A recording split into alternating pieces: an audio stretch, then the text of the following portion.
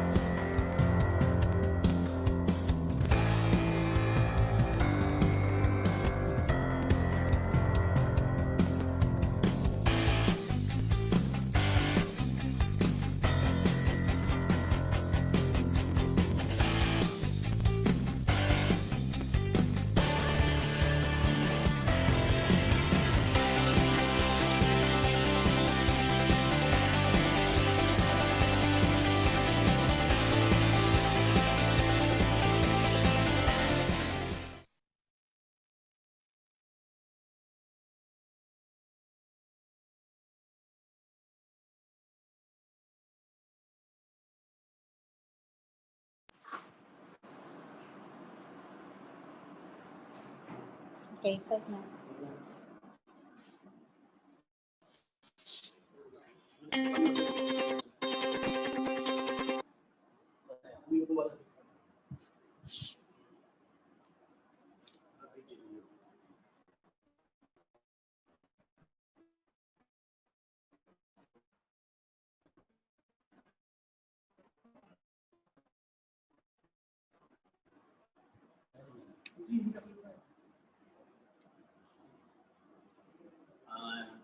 Magandang gabi po sa atin lahat. Let us pray po.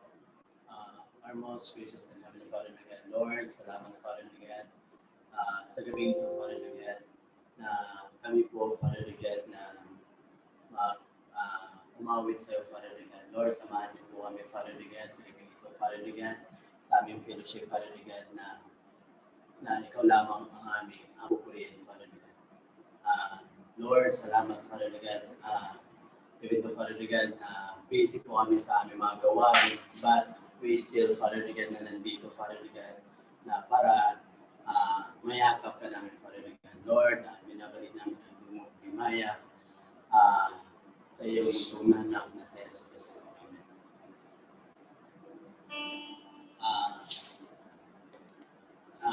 I just want to share one thing. kung nasaktan man natin ang ating mga kaibigan, mahal natin sa buhay, hindi po nag-iwan ng Panginoon. Lagi po natin isipin na kung may mga mabibigat ng tayo na pinagdadaanan sa buhay, may mga trials, mga problema na hindi pa ito unawaan. Hindi po tayo naiwan ng Panginoon. Lumapit po tayo sa Panginoon. Sabi na I run to you.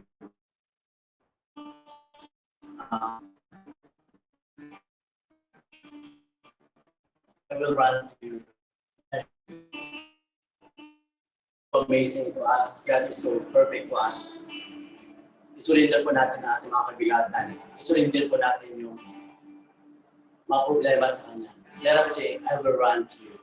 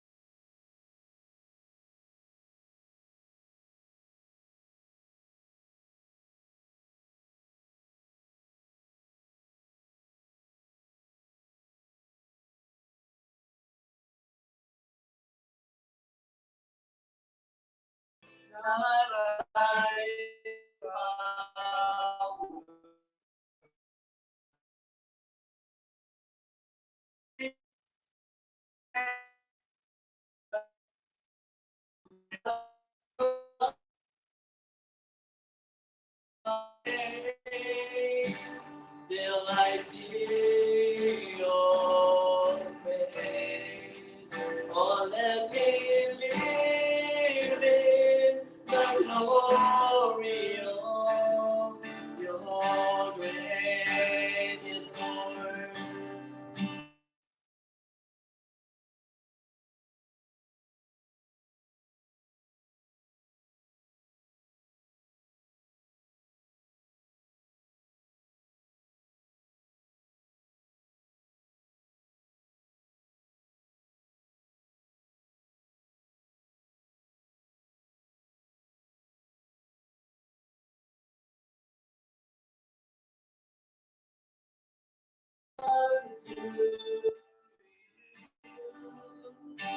To your words of truth, not by might, not by power, but by the Spirit of God, and I will run to you. To your words of truth, not by might, not by power, but by the Spirit of God, and I will run to you, to your words of truth, not by might, not by power, but by the Spirit of God, and I will run to you,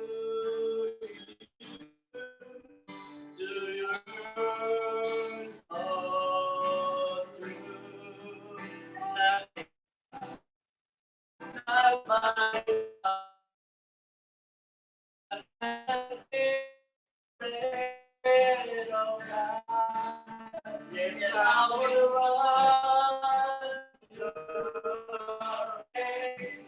till I see your face. Let me live in the glory of your grace. Oh, let me live in the glory of your grace. Oh, let me live in the glory of your grace. Hallelujah.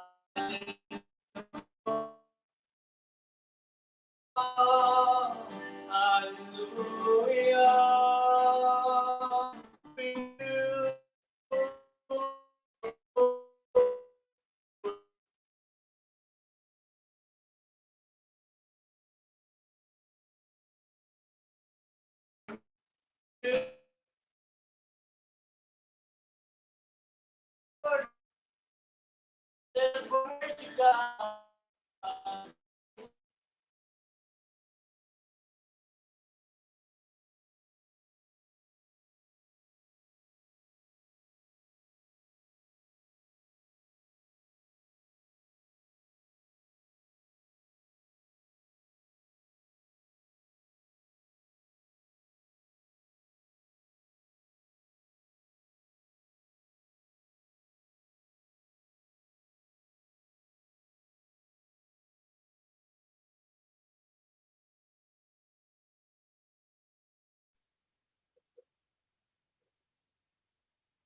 Amen. I think may konting aberya sa internet nila, Kuya Randy. But anyway, praise God at all things work together for good. Okay, so bago po nating tawagin yung ating sharer today, gusto ko lang po i-introduce sa inyo. No? Siya po yung husband ni Pastor Joe na galing din po dito sa Brunei. At siya po ay guro at nanay ng dalawang chikiting. At we welcome ko po si Pastora. Hindi po ayaw po niya magpatawag ng Pastora. Actually, siya po ay inaanak po din sa kasal, single ni Pastor. And it's a great blessing tonight na makakarinig po tayo ng salita para sa kanya. Amen po. So let's welcome si Sister Aline Johnson ng Carmona Church. Okay. Thank you very much. Palapag natin ang Panginoon. Okay, go ahead. Amen. Isang mapagpalang araw po sa bawat isa. Yan. Sa ating Panginoong Diyos at sa kapatiran po dyan sa Brunei. Sa gabi pong ito ako po ay nagpapasalamat sa Lord dahil binigyan ako ng pagkakataon upang makapagpahayag ng salita niya. Yan. Pero sabi nga po, bago po natin muling umpisahan ng gawain ito, nais ko po na samahan niyo po ako sa maiksing panalangin. Hallelujah. Purihin ka, Panginoon, Lord, sa gabing ito. Tunay nga, O Lord, dakila ka, tapat, Panginoon, at patuloy, O Lord, na humingi kami ng tawad sa nagawa namin kasalanan, sa pagkukulang namin. At salamat po sa gabing ito. Patuloy niyo nga po kami samahan. Ikaw po ang mangusap sa bawat isa. Spiritual na pangunawa, pandinig, Panginoon, ang patuloy mo ibukas sa bawat isa, maging sa akin, nagagamitin mo. Ikaw po ang magbigay ng knowledge and wisdom na mahayag ang salita mo, at ikaw ang maranasan namin, at itago niyo nga po ako sa iyong likuran dahil wala akong magagawa kung hiwalay ako sa iyo, Panginoon. Kaya muli, O Lord, sa iyo ko po muli pinagkakatiwala ang pagsasalitang ito, O Lord. Ito po ang aking samot dalangin sa ngalan ng Ama, ng Anak, ng Espiritu Santo. In Jesus' name we pray. Amen. Yan. Isa pang pagpalang araw po. Salamat po kay Pastor Ray. At na-invite po ako na mag-share ng Word of God. Yan. Sa gabi pong ito, ang ating pagbubulay-bulayan ay pamagat po nito ay test of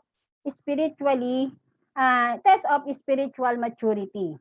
Yan. Sabi nga po, bilang mananampalataya, di ba? Bilang tayo ay nakakilala na sa Panginoon. Di ba? Lahat po ba tayo tinanggap na natin ang ating Panginoon sa ating buhay bilang Panginoon na ating sariling tagapagligtas. Sabi nga po sa ating pag-uusapan ngayon, pagbubulay-bulayan, test of spiritual maturity. Yan. Ano nga po ba yung spiritual maturity na ating pag-uusapan ngayon? Sabi nga po, spiritual maturity is a process. Yan. Process that begins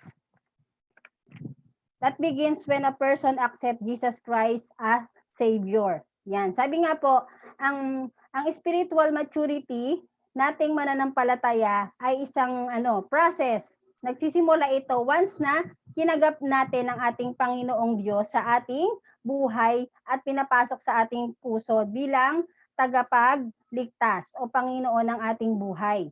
He or she born again of the Holy Spirit and chosen to live in Christ. Kung saan, once na na-born again na po tayo, di ba tayo ay isang bago ng nilalang. Tayo ay, sabi nga, yung Holy Spirit, yung Espiritu na ng Panginoon, ay manahan na sa atin. Di ba? Yung mga bunga ng banal na Espiritu. At kung saan, andun yung piliin natin na mamuhay na ayon sa ating Panginoon, nakasama ang ating Panginoon.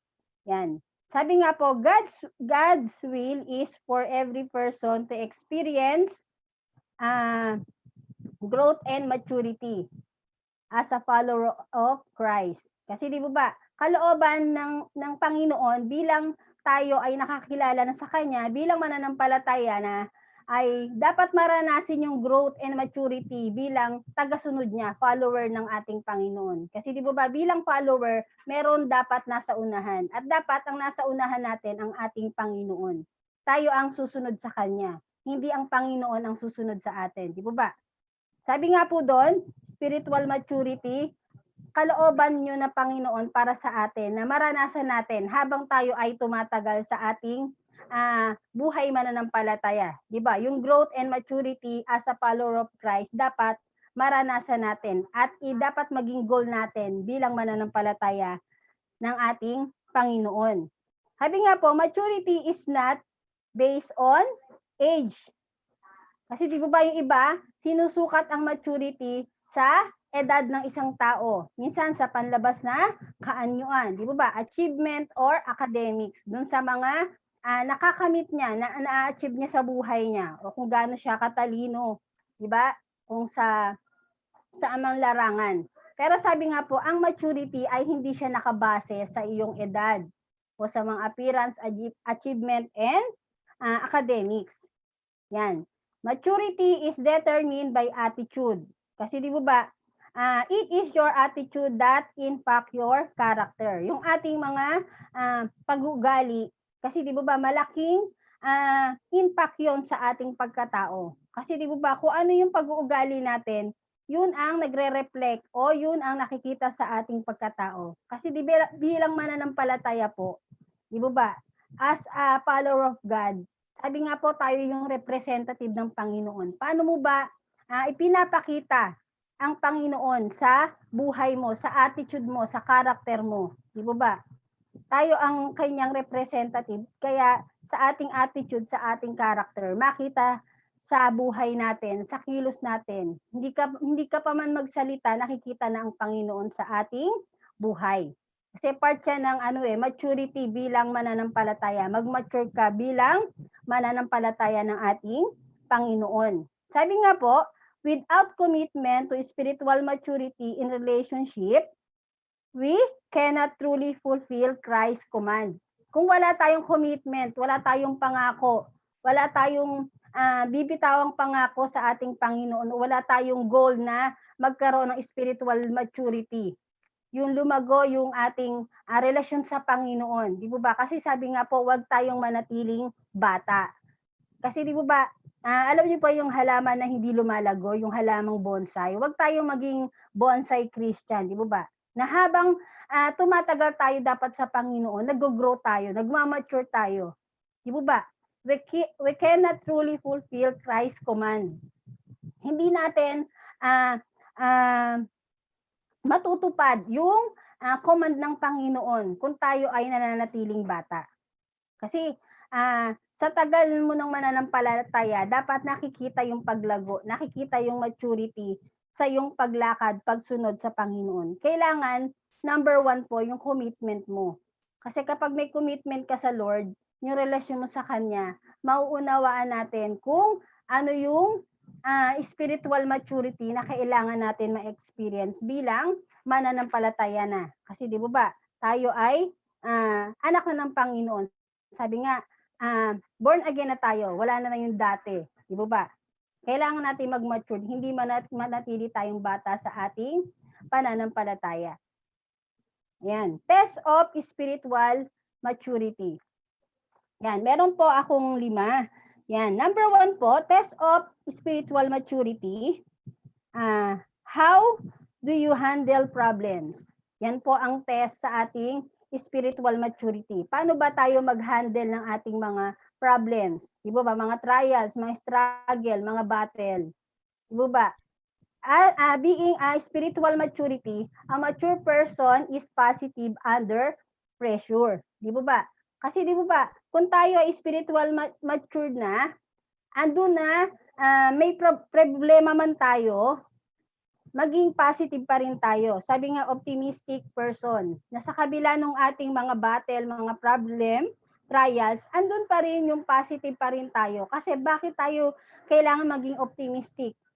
Di ba? Maging positive pa rin kahit tayo ay nakakaramdam ng pressure sa ministry, sa family, sa trabaho. Di ba? Kasi may Kristo tayo may Diyos tayo sa buhay natin. Di ba?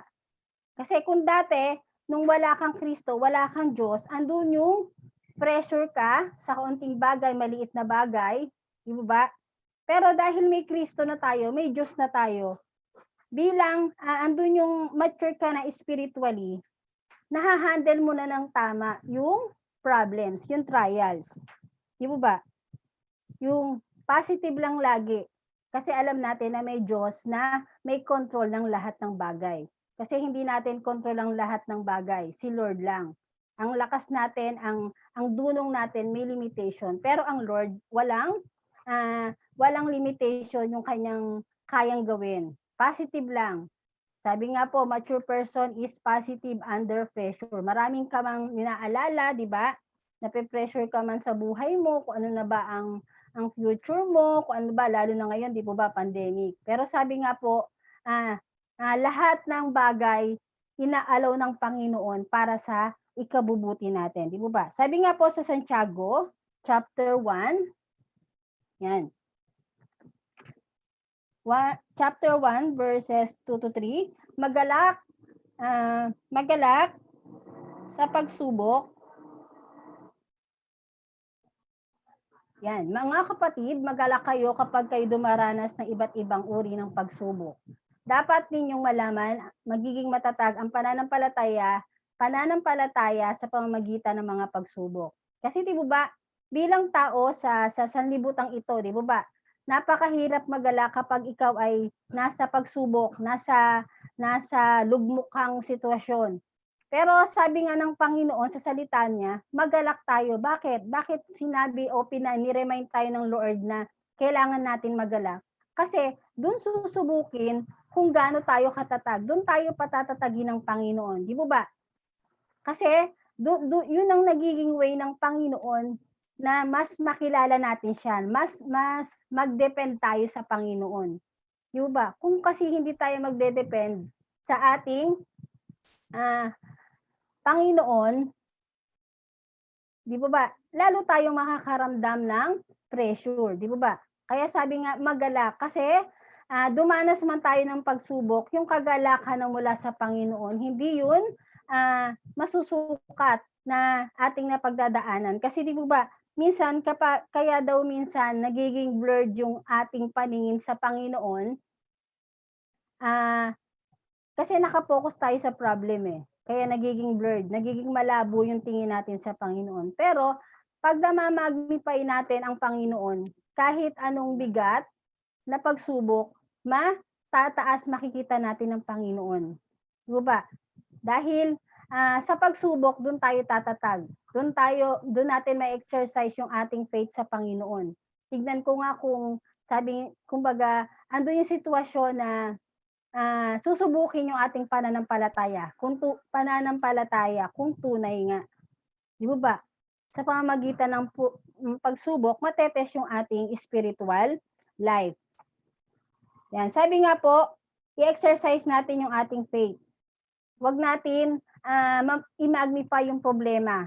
I-magnify natin ang ating Panginoon. Sabi din po sa Santiago chapter 1 verse 12, sabi po ba, magalak. Pero sa tulong ng Panginoon, magagawa nating magalak kasi alam natin na siya yung kasama natin, anumang battle meron tayo, anumang battle na hinaharap natin, haharapin natin, basta kasama mo ang Diyos, walang hindi natin mapapagtagumpayanan dahil Lord ang may kontrol ng lahat. Sabi nga po, Santiago, mapalad ang taong nananatili sa kabila ng nanatiling tapat sa kabila ng pagsubok, sapagkat matapos siyang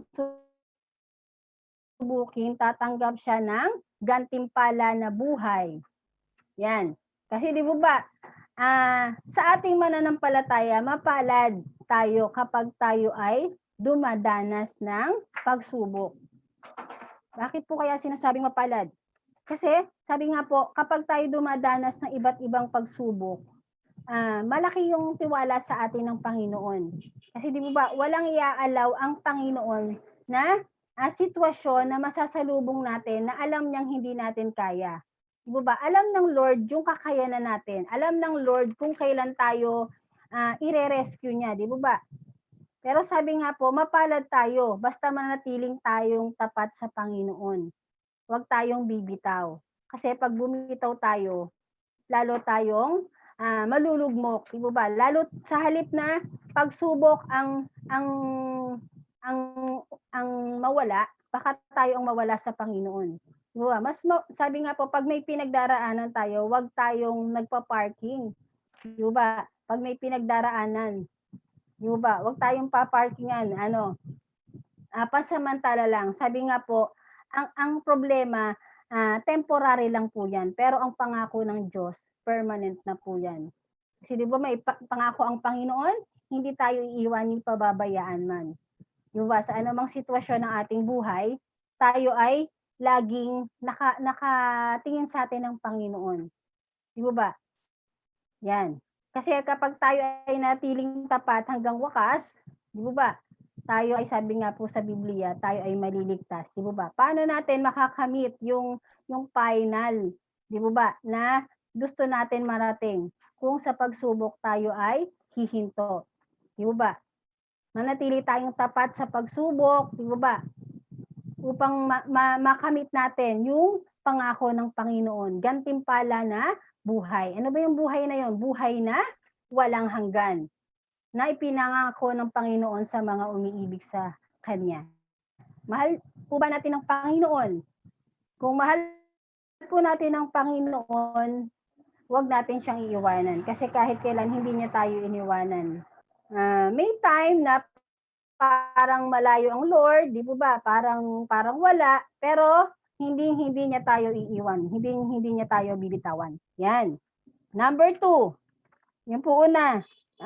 How do you handle problems? Number 2 po, how do you treat other people? Yan, sabi nga po doon, mature person is sensitive to people. Ayan, sensitive to people. Sabi nga po sa number 2, how do you treat other people? Kasi di ba, sa ating buhay mananampalataya, sa ating pananampalataya, sa lahat sa paligid natin, sa trabaho, sa ministry, o sa saan man tayo gumagalaw, yung pagiging Kristiyano, andun yung ipakita natin. Kasi di ba, ano ba mas magandang pakinggan? Kristiyano ka, no? Diba? O yung tinatawag na Kristiyano ka pala. Di ba? Na kung saan, yung sa kilos mo pa lang, sa pananalita mo, makikilala na iba ka sa iba. Kasi Kristiyano ka nakikita si Kristo sa buhay mo. Di ba? Kasi di ba, iba yung kasama mo ang Panginoon at sumasa iyong Panginoon. Kasi pag kasama, baka linggo, naiwan mo sa church ang Lord. Pero kapag sumasa atin, kahit saan ka pumunta, magliliwanag ang Diyos sa buhay mo. Makikita, hindi ka man magsalita, may encourage na siya. Di ba? Sabi nga po, paano mo ba i-treat yung tao? Makikita ba ang Kristo sa buhay mo? Di ba? Kasi di ba minsan may mga Kristiyanong parang sa aircon, di ba? Split type na Kristiyano. Na iba ang pagkatao sa church, paglabas sa church, iba na sa bahay, iba na sa katrabaho, di ba? Bilang mananampalataya, pakita natin sa maraming tao na tayo ay Kristiyano na kung saan mararamdaman, nakikita nila si Kristo sa ating buhay. Maging sensitive tayo sa maraming tao. Sabi nga po, hindi masamang makisama, wag lang makisama. Di ba? Dapat ikaw yung nakakadala sa Panginoon, hindi yung ikaw yung nadadala sa sanlibutan. Di ba? Maging, sabi nga po, maging world-class Christian ka. Kung saan, world-class Christian, kung saan yung mga gawain ng Panginoon hindi mo nakakaligtaan. Kasi di ba, hindi mo namamalayan sa sobrang pakikisama mo na, nawawala ka na, nalalayo ka na sa Panginoon. Pero sabi nga po, andun yung sensitive tayo sa mga tao. Di ba? Piliin natin yung mga tao na kung saan magiging tayo ang makaka-affect sa kanila, makaka-encourage, tayo ang makakadala sa kanila, hindi tayo ang madala. Sabi nga po sa Santiago 1:1, ano po ba ang sinasabi sa Santiago? Chapter 1, verse 1. Mula kay Santiago, lingkod ng Diyos at ng Panginoong Hesukristo, pinaabot ko ang aking pagbati sa lahat ng mga hinirang ng Diyos na nakikipamayan sa iba't ibang bansa. Yan. Andun yung pinapaabot sa atin yung mga hinirang. Di ba? Tayo ang hinirang ng Panginoon na kung saan iba't iba yung ating nakakasalamuha, nakakausap. Nasa kabila ng iba't iba man yung ating nakakausap, nakakasalumuha, makikita pa rin o malalaman pa rin na tayo ay Kristiyano sa paraan na the way na kung paano natin sila i-treat. Di ba? Tratuhin. Kasi makita dapat ang Kristo, ang Diyos sa buhay natin bilang mananampalataya. Yan. Number 3 po. Mabilis po ba? Kinakabahan lang, no? Number 3 po, test po sa ating spiritual maturity ay number 3, do you control what you say? Yung ating mga sinasabi, lumalabas sa ating mga bibig. Yan. Sabi nga po sa di ba, Proverbs 27:5-6, better is open rebuke than hidden love. Di ba?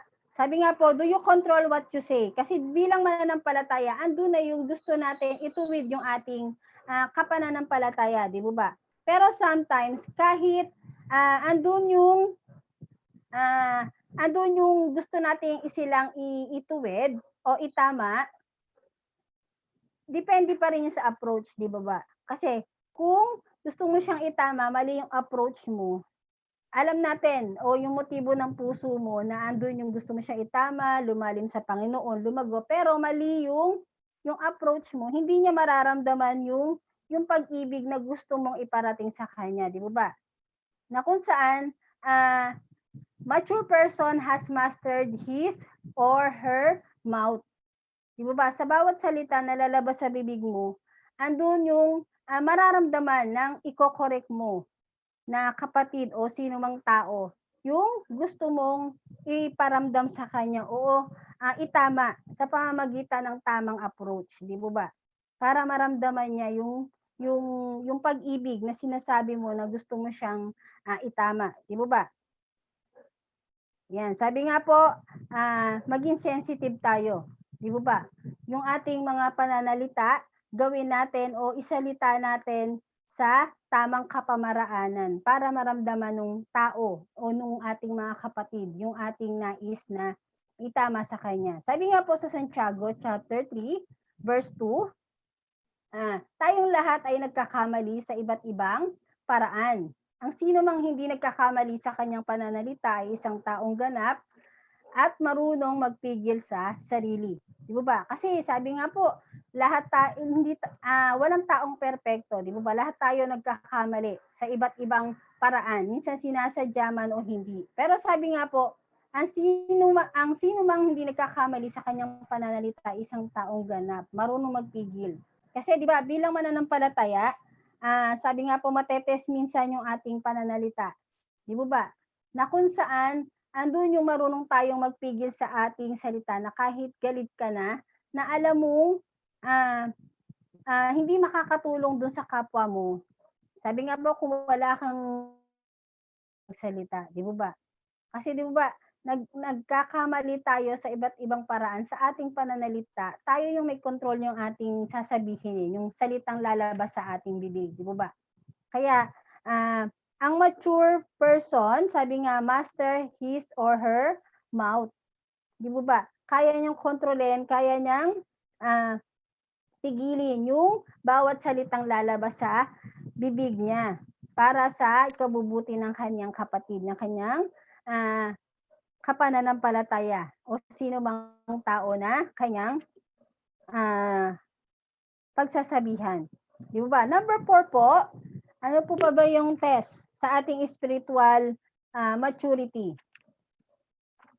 Yeah, number 4, what is your effect or to others? On others, di ba? Ano ba yung epekto mo? Sabi nga po sa ibang tao, lalo na tayong mananampalataya, anong epekto ng buhay mo sa iba? Di ba? A mature person is a peacemaker, di ba? Sabi nga po, bilang mananampalataya, tayo ay peacemaker. Hindi tayo yung pinagmumula ng gulo. Maging solution tayo, hindi tayo maging problem. Lalo na po, di ba, sa ministry, di ba, sa church, kung saan naman tayo, di ba, magkaiba man tayo ng name ng church, pero may isa tayong Diyos di ba, na kung saan bilang mananampalataya, tayo ay, sabi nga, mature person is a peacemaker. Siya ay, mahal niya siya yung pinagmumula ng kapayapaan.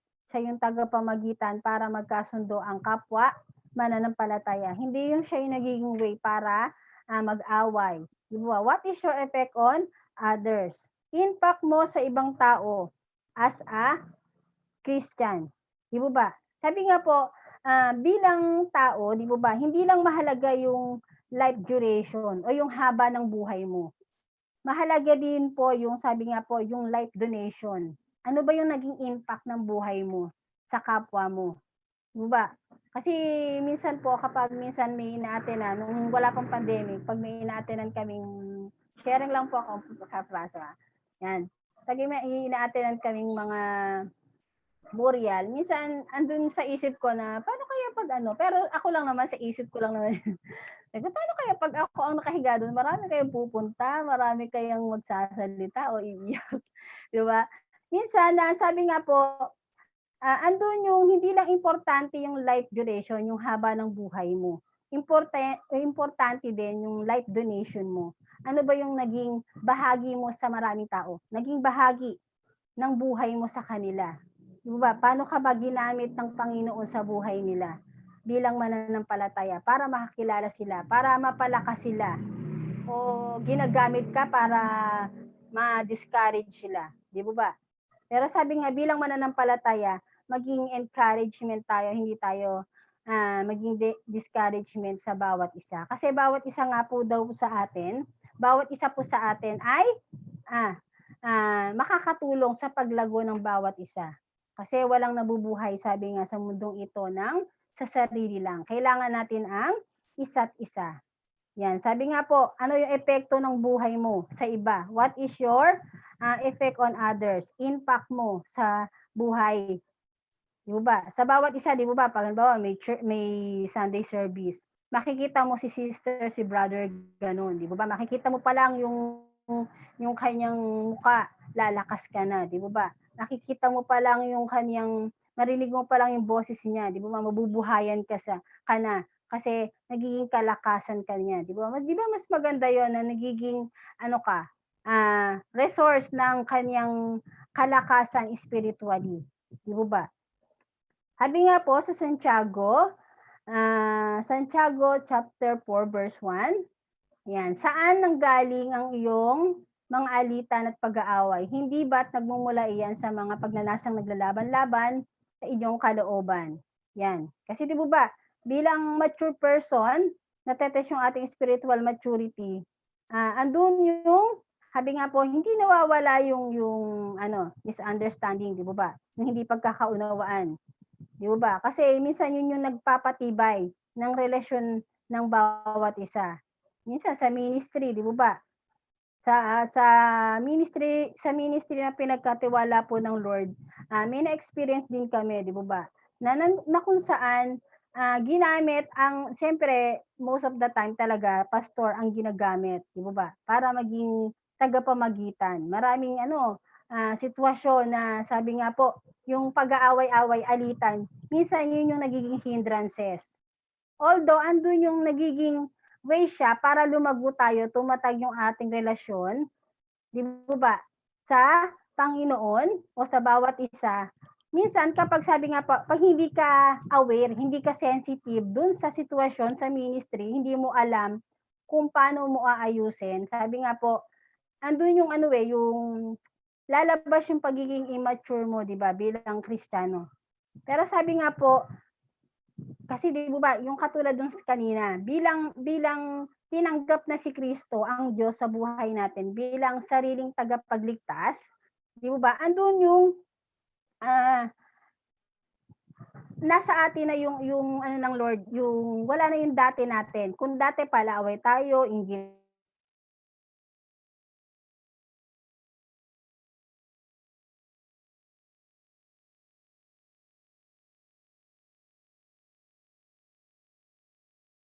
pero sabi nga po, bilang spiritual matured ka na, dapat andun yung maging peacemaker ka. Diba? Yung alitan, yung pag-aaway, tanggalin na natin yung mga bagay para maging way para magkaroon ng alitan at awayan. Sabi nga po kanina, di ba, maging solution ka sa ministry para maging maayos. Hindi yung magiging problem ka para gumulo yung gawain. Di ba? Yan. Sabi nga po, be encourager, not discourager. Di ba? Yan. Santiago po, chapter 4, verse 1. Yan.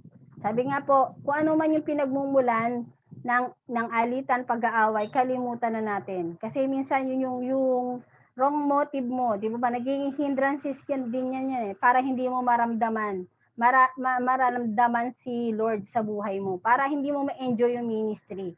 Kasi meron pang kumbaga sa alulod, may bara sa puso mo na kailangan tanggalin. Bilang spiritually matured ka na, bilang mananampalataya, andun yung mahalin mo yung kapayapaan na nagmumula sa Panginoon. Naging tagapamayapa ka. Yan. 5. Test number 5. How much do you depend on God to help you? Yan. Paano ba tayo nagdedepende sa Panginoon? Kasi di ba bilang mananampalataya, spiritually mature ka, kapag may relasyon ka sa Panginoon, isasabihin mo sa Panginoon ng lahat di ba? Hindi ka lang magpe-pray sa Panginoon, hindi mo lang kakausapin ng Panginoon kapag ikaw ay nasa down. Di ba? Sabi nga po, sa anumang sitwasyon ng buhay natin, dapat andun yung pa rin, hindi nagbabago yung communication natin sa Panginoon. Di ba? Yung relasyon natin sa Panginoon, sabi nga po, nagiging yung commitment natin, hindi yung committed, yung committed, yung lumiit, di ba? Yung commitment natin sa Panginoon, dapat patuloy na lumalalim. Sabi nga po, how much do you depend on God to help you? Relationship. Sa anumang iba't ibang relationship na meron tayo. Sa kaibigan natin, di ba? Ka-churchmate, kaibigan, o mga boyfriend, girlfriend, di ba?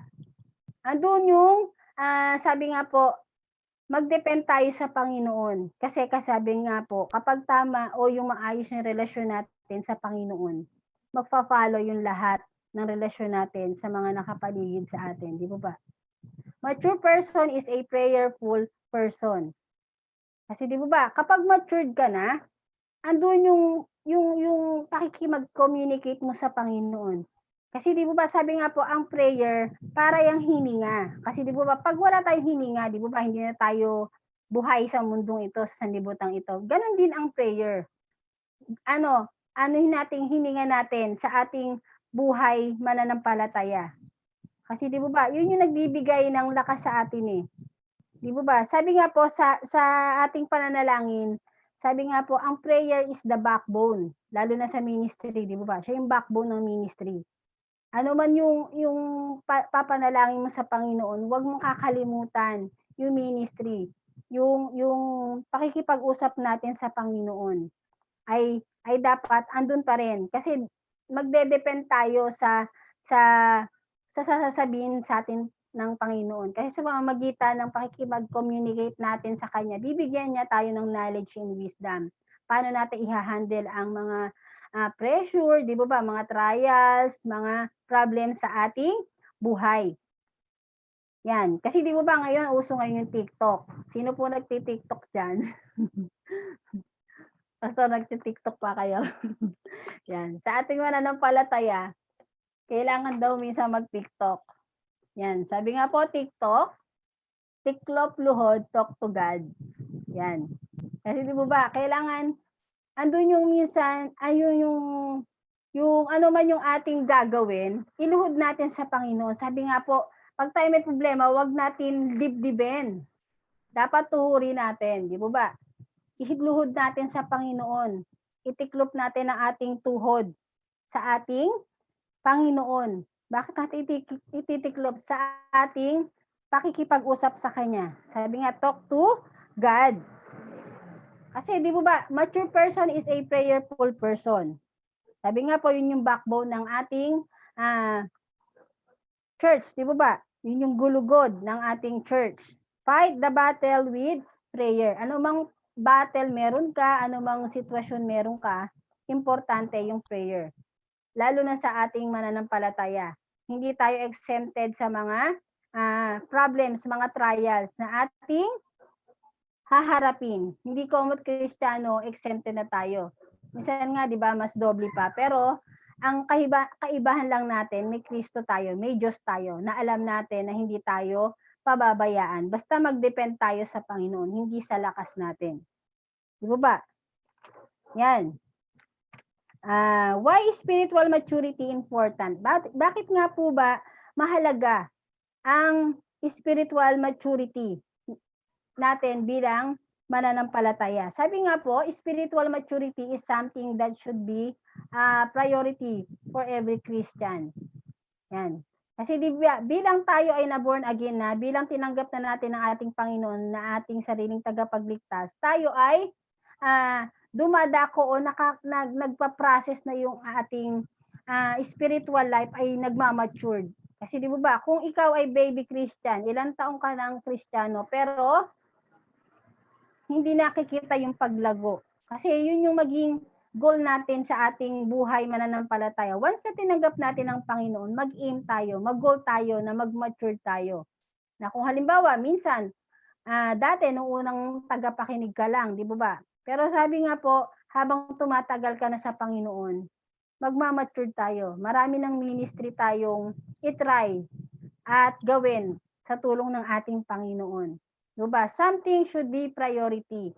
Na kung saan, sabi nga po, kaya hindi minsan nagmamature ng isang Kristiyano. Minsan, tira-tirahan lang na oras ang inilalaan sa Panginoon. Di ba? Yung kumbaga sa latak lang, di ba? Pero sabi, hindi po dapat ganun. Bilang mahalaga ang spiritual maturity, i-prioritize din natin yung ating spiritual life. Kasi lahat ng bagay na meron tayo, lahat ng bagay sa mundong ito na achieve natin, temporary lang yan. Pero sabi nga po, yung ating spiritual life, huwag natin kakaligtaan. Why spiritual maturity important? Spiritual maturity is an expected result when we are born again. It is important because we are not called to remain the same person. Yan. Kasi di ba, once sabi nga po kanina, tayo ay Kristiyano na. Kung saan yung dati nating pagkatao, kung dati makatatakutin ka, mahina ang loob mo, di ba? Once na yung spiritual maturity mo ay naranasan mo bilang mananampalataya, di ba? Inay mo, ginol mo, hindi na tayo mananatiling bata. Di ba? Hindi na tayo mananatiling baby. Na kung saan ilang taon ng mananampalataya, di ba? Yung andun yung pagiging matampuhin ka pa rin, di ba? Hindi ka lang mabate, makamayan, magtatampo ka na, di ba? Yan. Our maturity also help us grow in wisdom, knowledge, and understanding. Kasi di ba sa ating maturity, tumutulong ito sa ating paglago. Madadagdagan yung ating wisdom, yung ating kaalaman sa ating sa salita ng Panginoon. Knowledge, di ba yung wisdom, di ba, kung saan alam mo at ginagawa mo yung mga salita ng Panginoon. Nauunawaan mo yung command ng Panginoon. Kasi spiritually matured ka na, di ba? Kung saan yung salita ng Panginoon, andun yung hindi mo lang nababasa. Kasi di ba, nai-apply mo pa sa buhay mo bilang mananampalataya. Our maturity is a reflection of our relationship with God. Yan. Kasi nagre-reflect yung ating maturity kung anong merong relasyon tayo sa Panginoon. Di ba? Na kung saan hindi ka basta-basta maitutumba ng anumang sitwasyon. Hindi ka basta-basta matitisod sa mga bagay o sa mga nakapaligid sa iyo. Kasi alam mo na sa Diyos ka naglilingkod, sa Diyos ka sumasamba at ginagawa mo lahat para sa Panginoon. Di ba? Hindi yung konting problema, hindi ka sisimba. Masakit ang ulo, may problema sa pamilya. Di ba? Kung may relasyon tayo sa Panginoon, anumang sitwasyon, mas higit natin kailangan ng ating Panginoon. Di ba? Yan. Ayan, next po.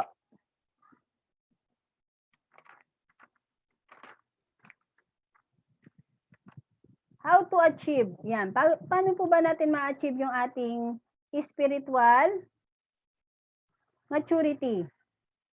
Yan. Number 1 po, build life of prayer and worship.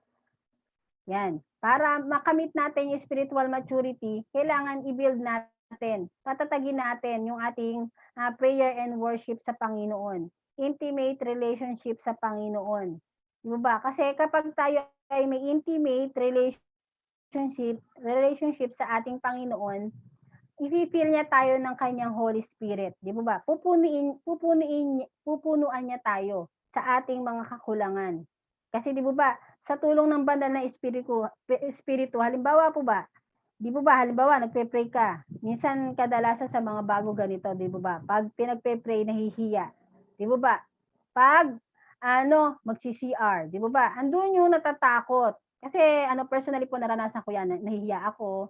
Nung sabi nga po, pag gusto mong gawin sa Panginoon, lalabanan mo yan sa tulong ng Panginoon. Mo-overcome mo yan, di ba? Nung pinag-pray ako dati, Bible study. Nung nag-pray ako, sabi, para daw ako nag-call to worship. Pero sabi nga po, andun yung prayer natin, patatagin natin. Kasi doon tayo tatatagi. Kung wala tayong prayer life, hindi natin alam kung anong mayayari sa atin. Kasi yun yung way ng communication natin sa Panginoon. Di ba? Yung intimacy o intimate relationship natin sa Panginoon. Kasi kapag tayo may relasyon sa Panginoon, yung banal na espiritu niya, siya yung magpupuno sa atin, siya yung magkukumpleto sa atin, at siya yung magbibigay ng kasapatan at magpupuno sa ating buhay. Second po, yan, mass reading o also mass. Kasi pag sinabing mass, hindi pwedeng hindi gawin.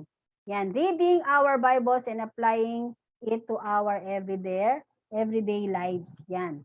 Sa pagbabasa ng Biblia, na kung saan hindi lang natin babasahin, i-apply din natin sa ating buhay. mananampalataya. Ito yung magiging compass natin. Ito yung magiging tanglaw natin sa ating buhay.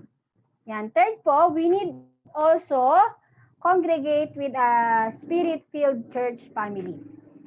Yan. Mahal niyo po ba yung kapwa mananampalataya? Yan. Mahal niyo po ba o lagi niyong kaaway? Yan. Pero sabi nga po, we need also congregate. Sabi nga po sa Hebreo, di ba, wag natin kaligtaan ang dumalo sa ating pagtitipon. Kasi doon tayo, basahin nga po natin. Hebreo chapter 10, verse 25. Yan. Sabi nga po dito, wait lang po, medyo namata eh. 25. Yan, huwag nating kakaligtaan ang pagdalo sa ating pagtitipon gaya ng nakasanayan ng iba. Sa halip, palakasin natin ang loob ng isa't isa, lalo na ngayong nakikita nating malapit na ang araw ng Panginoon. Kasi di ba, andun yung huwag natin kakaligtaan. Huwag natin kalilimutan yung pagdalo sa mga gawain. Kasi ito yung isang way para ma-achieve natin yung spiritual maturity natin bilang mananampalataya, di ba? Pagdalo sa mga gawain. Kasi minsan, hindi na tayo nagiging aware. Sa pag-absent mo pala sa mga gawain, sa hindi mo na pananalangin, pagbabasa ng Biblia, namamatay na pala yung spiritual life natin. Di ba? Pero sabi nga po, andun yung para ma-achieve natin, build life of prayer and worship, reading Bibles and apply it. And third po is congregate with spirit-filled church family. Diba? Kapag po kasi spirit-filled church, andun nakikita yung unity. Diba? Unity in nagkakaisa yung ating espiritu. Ano po ba yung dapat i-unite natin? Yung ating espiritu na lumago sa Panginoon. Espiritu na mag-matured bilang mananampalataya sa ating Panginoon. Kasi born again na tayo, di ba? Nasa atin na si Kristo, nasa atin na ang Diyos. Bilang mananampalataya, ipakita natin na tayo ay iba sa iba. Huwag tayong manatiling bata. Kasi di ba, andun yung sa tulong ng ating Panginoon. Yan, matatapos na po. Yan, sabi nga po, to mature spiritually means grow in faith and repentance. Yan, andun yung ating paglago sa ating pananampalataya. Diba, maraming day by day, moment by moment, year by year, andun yung tinetest yung ating spiritual maturity para mag-grow tayo sa ating pananampalataya. Yung ating paghingi ng tawad sa ating Panginoon. Mahalaga yun, yung marunong tayong tumanggap ng ating pagkakamali. Kasi di ba, maraming mananampalataya, nagre-repent lang. Di ba? Pero hindi nagre-repent. Kailangan natin yung repentance sa Panginoon. Spiritually, maturity kailangan natin i-aim, maging goal sa ating buhay bilang mananampalataya sa Panginoon. Yan. At sa gabi po ito, pinapasa ko na po kay Pastor Ray. Napahaba po yata.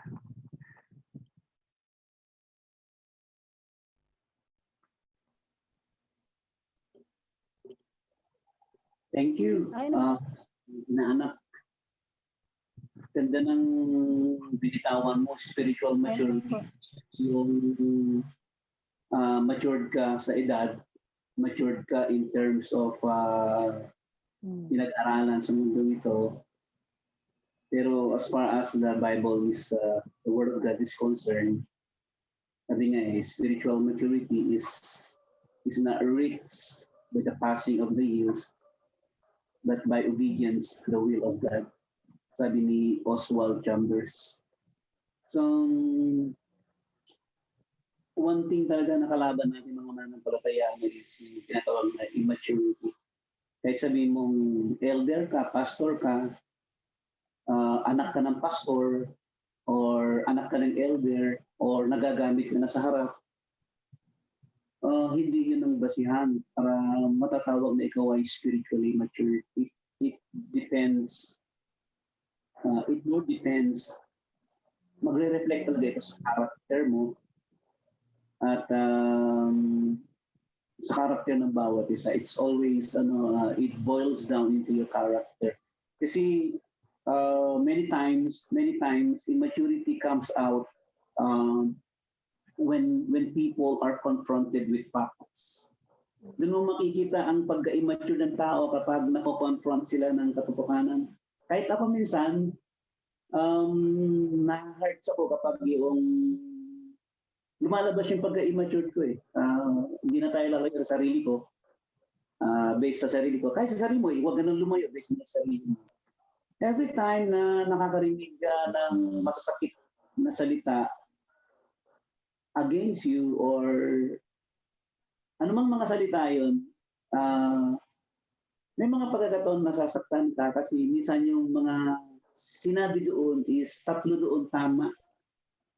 So doon lumalabas yung pagiging immature mo, lumalabas yung pagiging defensive natin. So there's no such matured enough because we're still going into the process eh. We're still